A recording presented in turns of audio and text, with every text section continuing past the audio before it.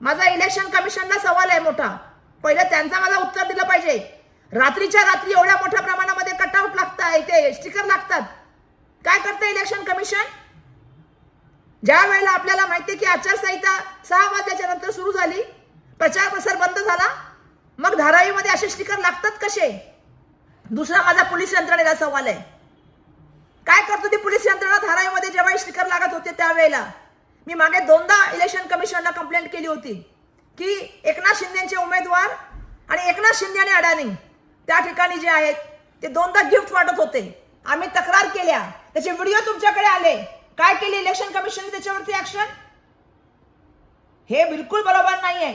Election मध्ये मदत करायची तर सर्वसामान्य नागरिकाला मदत केली पाहिजे. देशाच्या संविधानाच्या माध्यमातून इलेक्शन व्हायला पाहिजे. पण दुर्दैवाने इलेक्शन हे एका व्यक्तीसाठी चाललेलं आहे. एकनाथ शिंदेजी, धारावीकरांचा विचार करा.